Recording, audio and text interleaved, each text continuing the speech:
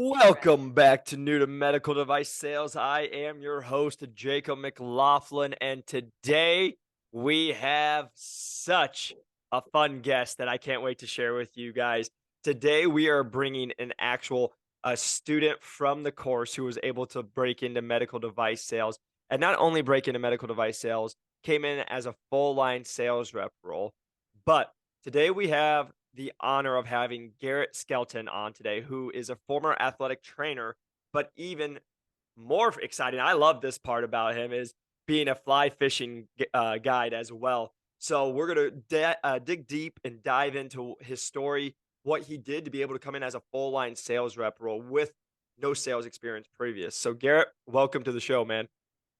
Pleasure to be here, my friend. Yeah, thanks for having me on the pod. Of course, man. It's you definitely earned it, man. We've talked about this and you've put in the work and it's just fun to see all your hard work pay off. So again, congratulations on breaking in. Super proud of you. I appreciate it. Yeah, it's a matter of putting in the hard work. Nothing comes easy, no matter the industry you're in, I think. And as you well know, it's a competitive industry, so you're going to have to bring your A game. Yeah, 100%. And you've proved that and you've done it time and time again to be able to be where you're at. So just to give the guest a little bit of background about who you are, can you kind of go into, who is Garrett? I mentioned a little bit about your background, but just who you are and then what kind of started getting you interested in med device sales. Sure. Well, I'm an athletic trainer by trade. So for those who are like, oh, what is an ATC? We are the ones that are responsible for athletic injuries when they happen. If you're watching an NFL game or a college football game, whatever, women's basketball game, if someone gets hurt, those are ATCs that run out. I grew up playing sports, just had an affinity to athletics, but kind of where medicine met athletics, and hence the name sports medicine. So had done that for the last, oh my gosh, call it like 7 years. The pandemic changed things a little bit, actually for the better in a sense, kind of for me, and then what I was doing. So my first job out of graduate school though wasn't your traditional athletic trainer. I worked for an orthopedic practice in a clinical role, which had a little bit of OR time. So I had, in a sense, an idea of what kind of the med device realm meant and was about. However, I still have my athletic training license. I leveraged that right before the pandemic. I moved, in a sense, back home or back to Coeur d'Alene, Idaho, where I started from scratch. And then COVID hit, so I was like, okay, I'm gonna have to be creative a little bit and contract and freelance. Which also kind of led me to guiding. I'd known an outfitter here in Coeur d'Alene, so every summer for the last 5 years, I've guided for Orvis Northwest Outfitters in combination with working as an athletic trainer for some of our local universities, and then I also contract on the side with another Fortune 500 company in a completely different sense. So yeah, man, it's been an eclectic last few years. Like I said, I had an idea about the medical device realm, but did not have an idea of what it took to break in. I thought, you apply. I've got this wonderful resume. I'll just wait. And I kind of did that a little bit. But if I'm going to do something, I'm going to do it right. And I want to know. I want to know what right is, what's going to be competitive. I'm a competitive person. We all need some tailoring every now and then. So that's why I reached out to you. And I don't know, maybe it was like August, something like that, maybe July. It's like, okay, if I'm going to do it, I need to tailor this a little bit and do it the right way. I want to be competitive. I know I'm competitive. Let's go. Let's do this. So. Yep. And here we are. I love it, man. Yeah, and the thing I just love about your story, because I remember we talked and you did a great job with working on LinkedIn, putting videos and stuff like that. But being able to take your past experiences, because again, we didn't have that sales B2B that they're looking for at all times, right? But you did a great job of being able to tell your story on who you are, what your past experience had provided you to why you would be a good fit. And so the one that really that stood out to me was when you would go fly fishing and you're with a family and nobody catches a thing, right? How do you make that experience? And so I just want you to talk on that real quick because we always talk about, hey, what's your story? What's your past experiences? And it's how we get so many people hired, but we don't have the traditional B2B sales experience. You are a perfect person to have that talk about how did you be able to relate your past experiences to show that you are a good candidate for this position, even though you might not have the B2B sales experience. Sure. Yeah. I think to answer your question, it's always going to be a big picture of things, but what takes a big part of it, what takes precedence, I think, whether you're talking to managers or reaching out to reps, is you have to be relatable. Just being personal and connecting with someone. And I think that kind of shoehorns in what your story may be. The fly fishing guide thing, I didn't really leverage early on, but then I thought, the more I thought about it, it's like, that's probably the only thing that I have that's sales oriented, even though it's an experience. I like to teach, I tailor trips. What does that have to do with medical device sales? And then it's like, it has every bit to do with medical device sales. With guiding, you have a day or a half a day to give someone a pleasant experience. They're on vacation, whatever it may be. They might be kids, they might be executives, they might be hedge fund managers, whatever. How can I teach them something that they didn't already know, and how can I tailor this trip to them? There's going to be challenges along the way. What can I do? What is in my power to make this memorable? I also think that's kind of relatable to objection handling, even though it's not verbal. It's similar. The first question you're asked when going through the vetting process, whether it's recruiters or not, is like, well, you don't have any sales experience. That's like your first objection. That's your first objection to handle. How are you going to handle that? The first time I was asked that, I didn't. My response, I kind of don't like. I like my response, but now I look back, it's like that's not the right response by any means. It was like, well, you're right. I don't have sales experience, and you don't know that I can do it, but you also don't know that I can't do it. I felt like that was like it's rational. That was the logical response. Like that was the thing that went through my head. I know that's not the answer they're looking for, but it got me a little more keyed into how to sell myself. Yep. That is it. And then it's like, how do I do that? How do I do that? And then kind of what led me to you. And Yeah. that goes back to being relatable. Talking to people. You'd be surprised how simple it is, but how difficult in the same breath it can be if you're not keyed into the right things to say in a conversation or the right ways to leverage your story. 100%. And that's why I wanted to touch on it. That was such a good example because with you being a guide, like first off, people are paying you money for this experience, right? So whether they catch it or not, they need to walk away and be like, that was worth the money and feel good, right, for you. And you knew that. But also, like you said, it didn't matter if it's just a couple of kids or if you're with hedge funds, people that make a lot of money, CEOs, you're dealing with a whole array of people and being able to make an experience tailored to them so they can feel really good, no different than what you're doing in medical device sales, right? What you're going to do in med device sales, because each surgeon's different, right? Like you make me think of, I had a surgeon when I was at Medtronic with New Mexico. He loved fishing. We literally, when I went there, that's all we talked about fishing. He told me all the places to go, everything. He's the only one I talked to like that because he loved fishing. And then I'd go to someone else and we would talk about the arts, right? Like each one's different. And so that's where I just want you guys to hear and see. There's so many different things about who you're going to be dealing with. Just take those past experience. If you were a waitress, bartender, right? You've dealt with all these different people, whatever you've done.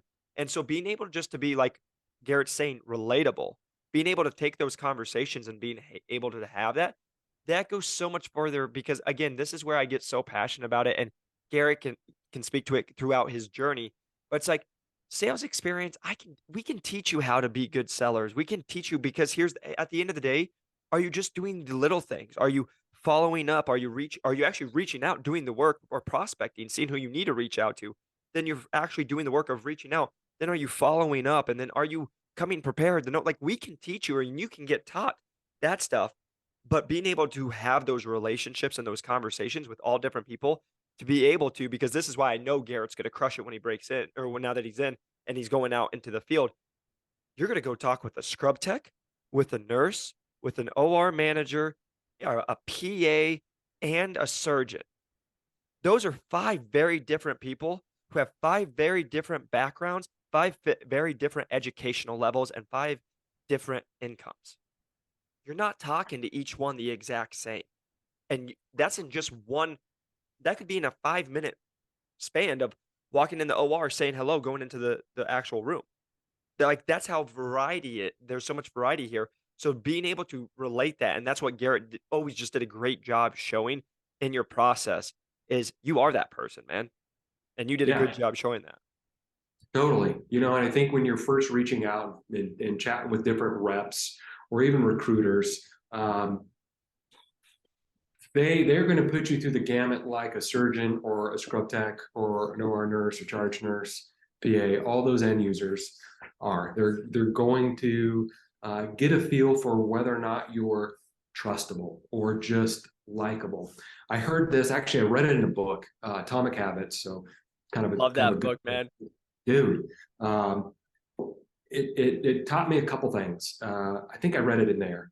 Uh, People don't care how much you know until they know how much you care. So there's kind of that part of it. Yep.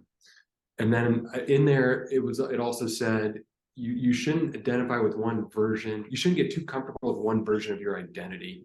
And I think that might be something folks struggle with, whether or not they think they can have a conversation with a surgeon.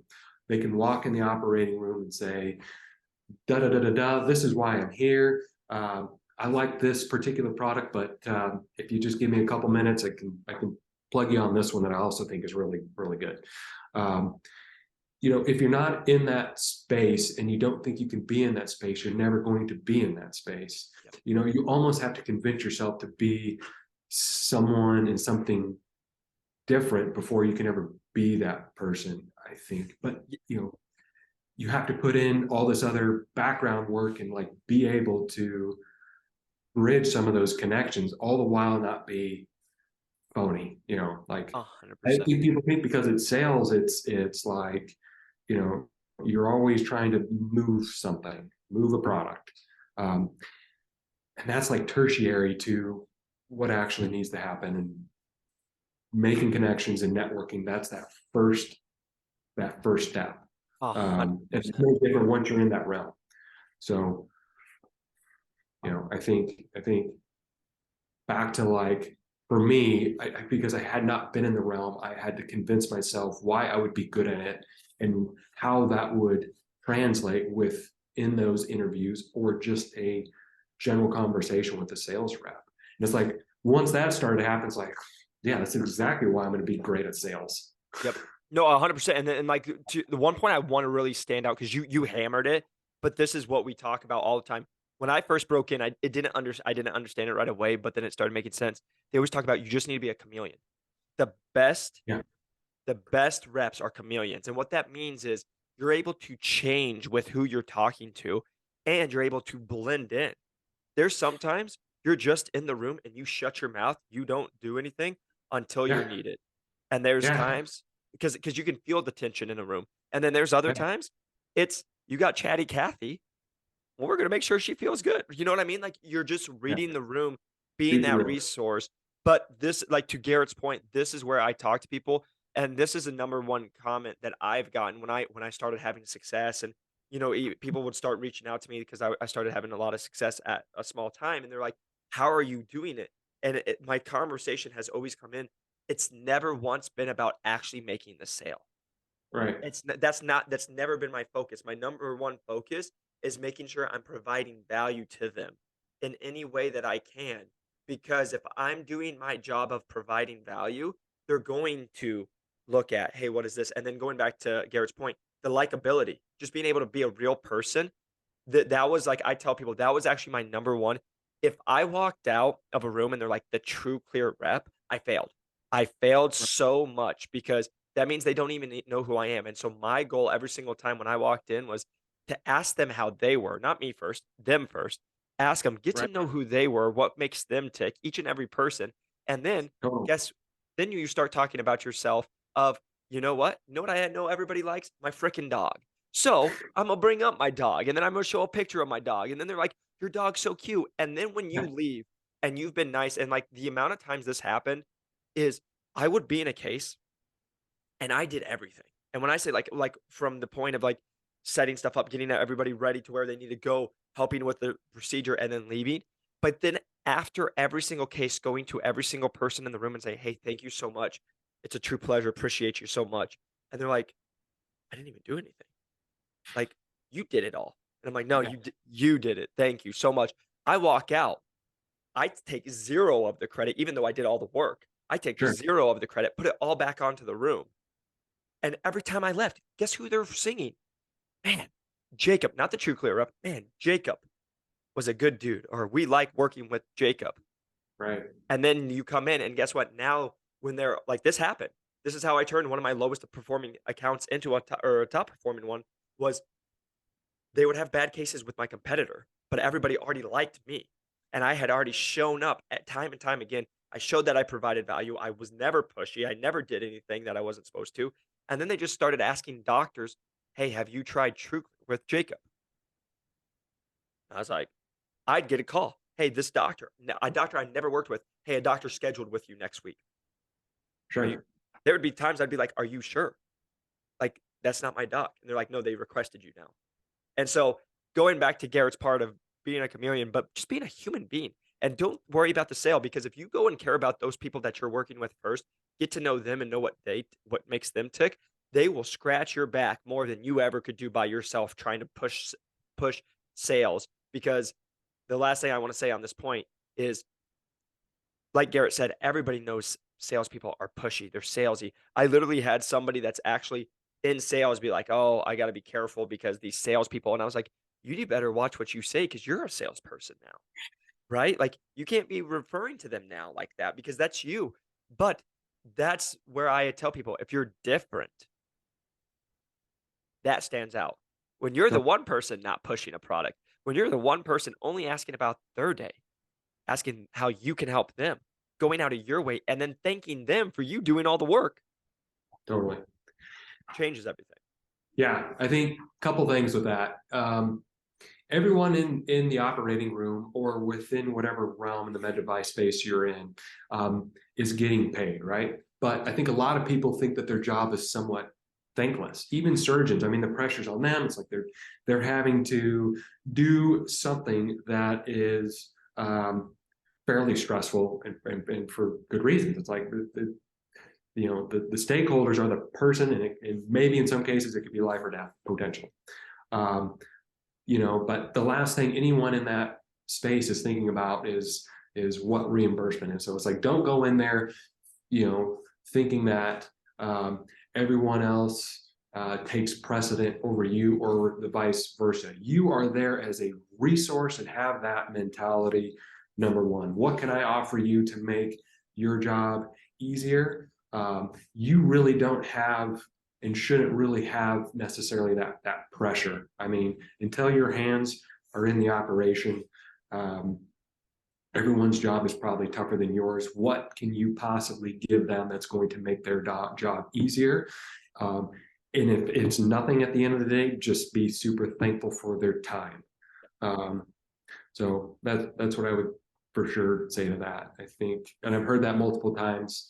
Um, being thankful, you would be surprised what just, let's just say you have a bad day and you don't say like the right things, walk around with a smile, smile at the end of every statement you make it after an objection, or smile when you first meet the scrub tech for the day, or the OR nurse, or whoever it may be. It goes a long way. Some of those little small personality traits that I think you can probably refine a little bit uh, can help you be more of a chameleon. Ah, Uh, 100%. so that's my take on it. And this is a lot of advice that I've gotten from different reps. I've heard it, said different ways. You reap what you sow. Um, you eat what you kill, what you put in is what you get out. But a lot of that is just general kindness and Yep. being happy, being a resource. Um, Hey. that, and then it's like those things should hopefully come out during the interview process or even talking to reps, and that can be difficult. Um, with and talking to reps, probably the easiest thing. Keep it light. Be friendly, be inquisitive, ask questions that are meaningful, be self-aware. And I know, those are probably some of the intangibles that they're thinking about that you're trying to um, hopefully not suppress, but exude a little bit. So that's probably a pretty good answer to one of your questions. What would be like the extra thing to add to the course, and that would be play into your strengths. We've all got them, and they're all going to translate to this theater of med device sales. Think about the sales, I think, a little less, and about compared to bridging connections and talking to people. 100%. And that's where it just comes in, because this is where we talk about every time you guys are talking to somebody, it's an interview. Yeah, You might not think it is, but it is. Because it's no different. When I'm in the hospital, I'm talking to a scrub tech. I'm gonna see that scrub tech at some point, and guess what? Those scrub techs are gonna be with doctors. Those scrub techs are gonna be with other scrub techs. People are always going to see how you are. And to Garrett's point, like, this is why we teach you guys to just be good human beings, but also be really good at what you do. Because when you're good at what you do and you're nice, people want to work. People want to work with people they like. That's number yeah, one. But then if yeah. you work with somebody you like and they're really good at what they do, it makes it that much better, because there's a lot of jerks. It makes the That's just shitty my days a opinion. lot easier. At the very least, at least we were able to crack a joke here and there, or know that you were trying. And I know that can be difficult, but again, kind of back to what do you do when things are tough? We all have bad days on the water. What are you going to leverage today? Yep. And so I really love that. But like the one thing I kind of just look into, Garrett, is what we talked about is, so when you were going through that interview process and going through it, what I just want to ask, because you did the course, right? Where do you feel like the course really helped you in that interview process and helping you land a position, especially as a full line rep, not just an associate role? Yeah, I think a couple things. I mean, the idea of like a business plan and showing that work ethic is a part of it. I used to think I come from a construction family. I know you come from like a landscaping business. It's like in those realms, the work that you do, your resume is the work that you leave behind. And I felt like my resume did that. That's all, LinkedIn and all that stuff. It's like people should be vetting me. There's an organization on LinkedIn, the Joe Mullins Group. It's like a med tech, med Yep. space branding and recruiting firm. It's like, and I'll never forget what he said. The best talent you have to go out and find. Um, and I felt like I was that guy, even though I wasn't really getting anywhere. And even though I didn't really try hard enough. So with all the intangibles aside, you're going to have to put in the work. That's what led me to the course. That's why I reached out as often as I could to people, mostly within my area here, but also outside in the med tech realm that I was looking to break through. And I would talk to anyone, anywhere who was receptive, and I would try and tailor their advice for my next opportunity. Yep. Uh, so, yeah, to answer your question, the networking piece, how to approach um, sales reps without like asking for a job or asking for their time, without simply having a conversation that was quick, concise, and basically revolving around, hey, my name is Garrett, just looking to see what you had done to break through. And I would try and tailor that to what their past experiences Yep. would be. If they came from like an outside sales role that was completely irrelevant to the industry, I would say, how did you go from enterprise car rentals to X, Y, and Z company? So I wouldn't just like do homework because they wanted to hear that I was vetting them. I wanted to know how the conversation would go, Yep. and how it would be meaningful to them and how they would be interactive with me and give me good advice.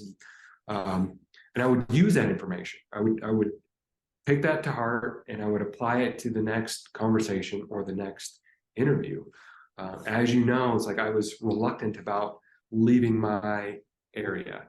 I didn't want to leave the region I was in. So Yep. it's like, if I'm going to break through, I'm going to have to do everything right. I'm going to have to be the biggest, juiciest, fastest mouse in this cat and mouse game.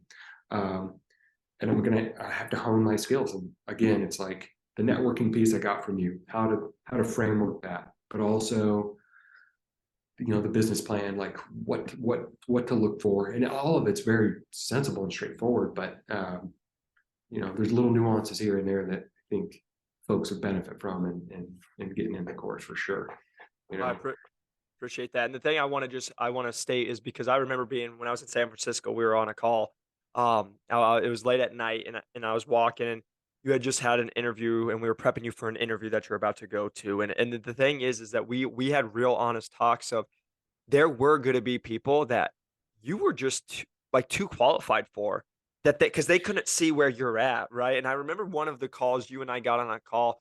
You went for a position and they were like, "You're too qualified. We think you're too like go getter.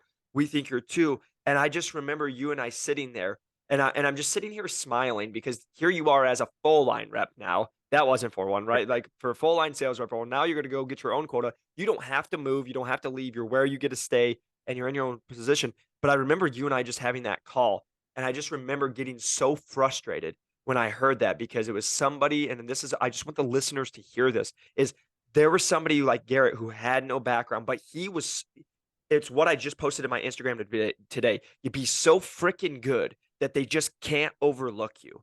And Garrett was so freaking good and prepared for this interview. It actually scared the regional manager and was like, I think you're too good at this position. I can't even hire you for that. And because they wanted somebody more relaxed. And yeah, I just get jacked when I think about that because that's what you were able to bring, even though you didn't have the B2B sales experience.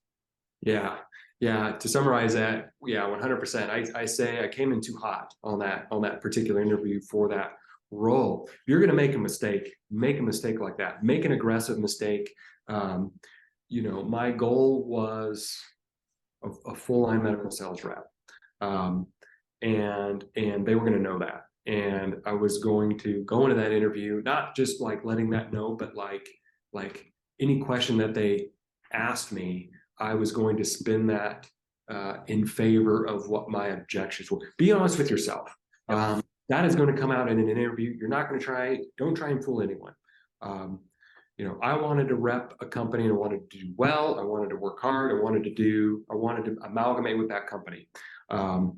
But I wanted them to not in that same breath question my drive Yep. and where my trajectory I felt was. And, I didn't get the news that I was hoping for.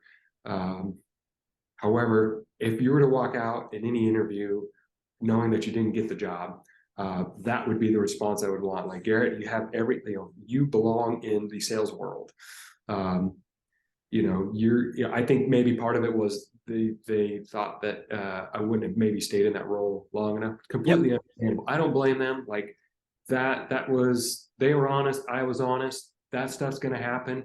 If you're not honest with yourself, it's going to be hard to be honest with someone else. I'd also, funny enough, it wasn't long before that I had taken out an executive for a medical device company on a fly fishing trip. It's like, how does this freaking happen? It's like, I'm going to test the waters on this. Like where am I at? This guy will know. And at the end of the day, it's like, yeah, man, he keyed me into his like nephew, who's a full line rep. We talked, it's just another conversation with a great rep, but you have enough of those conversations in interviews or not. Good news or bad, and it's up to you to spin that in a favorable way to enhance your trajectory. It worked out for me. Yeah. Like I said, be the fastest mouse out there in a cat and mouse game. Yeah. But you won't get caught. Take the cheese. I think in that interview I took the cheese and ran a little too fast, but But this is where I get excited. I don't think you did because you just stay true to you. And yeah, this is where I get more passionate. It's been my saying. I've probably said it on the last 17 podcasts. It's eagles don't flock with pigeons, yeah, right? If you're going in like this has happened to me. I before I took my current role that I had one of these companies offer me 250, one giant med device company, and they're like, you need to do this AB. And I was like, I'm already making more money than you as the manager. I'm already kicking your butt and you've been in for 17 years. Who are you going to tell me? I don't yeah, I'm not messing with you anymore. Like I'm pulling myself out of this interview and I'm done because you don't see where I'm at. And like that's I you can see how passionate and how actually pissed I'll get about that stuff because when people don't see your value, it's not your problem. You shouldn't sit there and try to convince somebody about your value. If they don't see it, kick rocks on to the next one because, like yourself, Garrett, you knew you were about to provide a bunch of value to whoever hires you. yeah. You have to convince yourself of that. If not, it's going to come out that you're just not confident in whichever interview. That's a big part of those personality trait questionnaires. I think in some ways. Um, So yeah, at the end of the day, you answer to yourself. Back to that question, that first question that I was asked, the first interview, Garrett, I don't know, um, you know, without having any sales experience, how you do it in this role. And then, like my response is like you. It's like you don't know that. You don't know what I'm capable and what I'm not capable of. Fuck, I don't even know what I'm capable of, but I happen to think it's spectacular things. Yep. Um, how do you say that in basically an interview?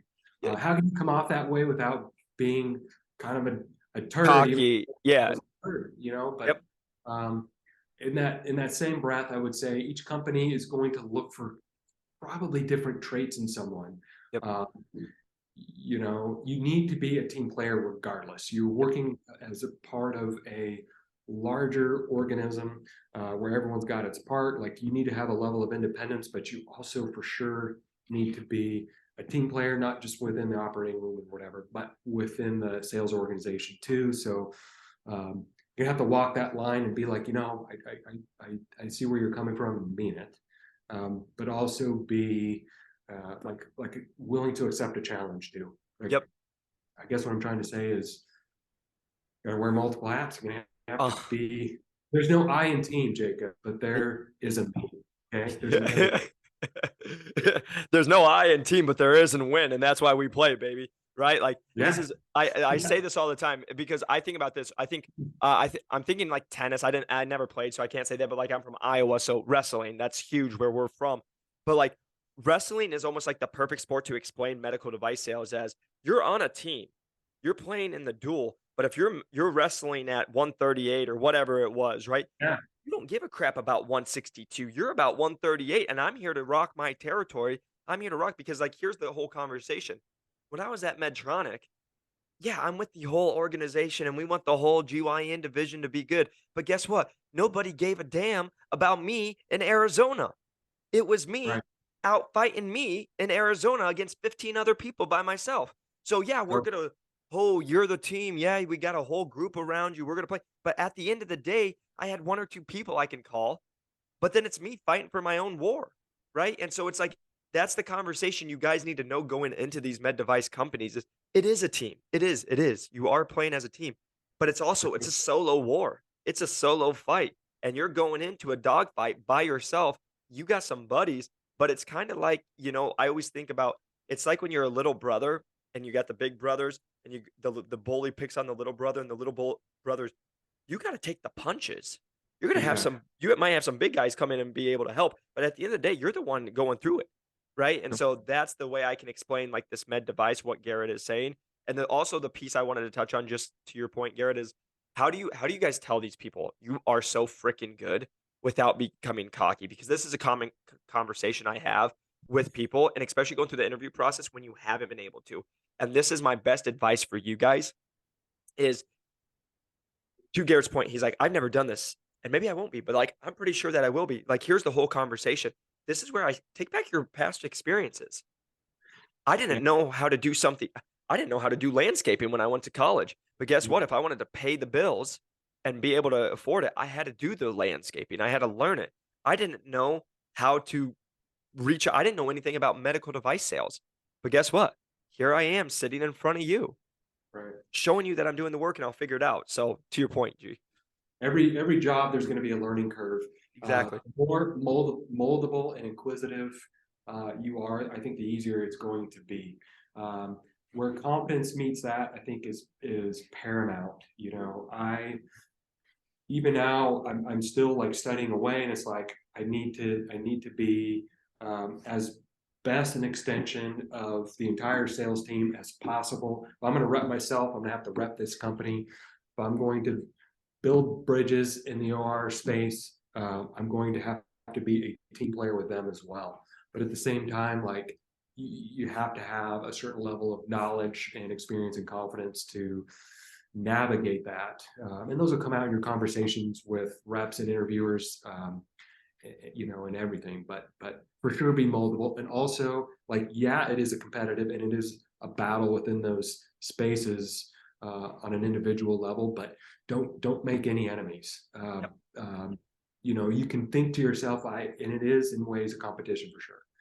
Don't let that take precedence as much as being the happiest, jolliest, smartest, friendliest, most smiling son of a bitch there is, and kill them with kindness. Yep. Uh, that'll web into every space that you're ever going to want to be in. I Yep. promise you that. You're 100% right, and that's such a good thing to land it on and leave it on. And I just want, and I'll say this because to your point, it is competitive, and it is. Let me just tell you guys, med device sales can, and you guys know this through the process. If you're doing it, it can be frustrating. It can be a roller coaster, and there are going to be people who don't believe in you.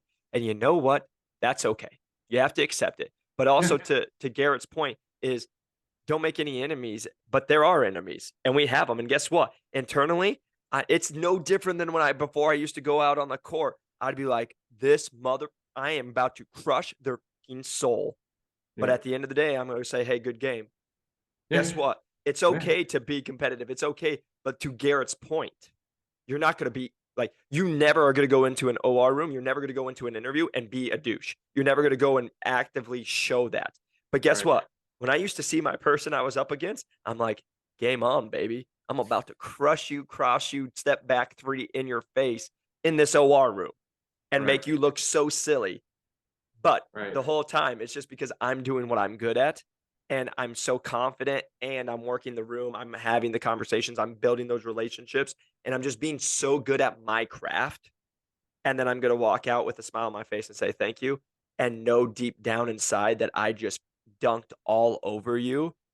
And when I get in my car, I'm like, that's right. Like and you can get all jacked and explode. But to Garrett's point, yes, we're not making enemies and being jerks inside the OR in those rooms because otherwise it gets too hostile and literally you'll get kicked out. You will not be allowed back in those accounts. Yeah. Yeah. And you know, enjoy the moment if it's possible. Enjoy it. Feel good about what you just did. You know, that's kind of an American thing. Like work, at least for me, like work hard, play hard, rest your head on your pillow at the end of the night. An honest man's pillow is his peace of mind. Bam. And yeah, I mean that's how I like That to end things. I Like was gonna say that's how we can end it right there. If you can fall asleep and you know that you did the right things, you worked hard, you gave all the effort you had, but you also treated people the right way, and you can sleep at night. Doesn't matter what anybody says or anybody else feels about you. You know you did the right thing. That's all that matters in life. at the end of the day, you answer to yourself, my friend. Yes, sir. G, thank you so much for coming on here. Congratulations. So proud of you, man. Congrats again on breaking in. Appreciate you. Couldn't have done it without you. Yeah, to everyone listening, it's a grind and it should be. You're going to break into the industry and it's not going to change. Um, Got to earn it, but that's everything in life. Yes, So sir. Yes, sir. appreciate you, man. Appreciate you, brother. And if you guys are listening, reach out on LinkedIn, new to medical device sales, Jacob McLaughlin. If you guys are interested in the course, link is in the description. Was happy to schedule a call, and then we will talk to you guys soon to help you break into medical device sales. We'll see you on the next one.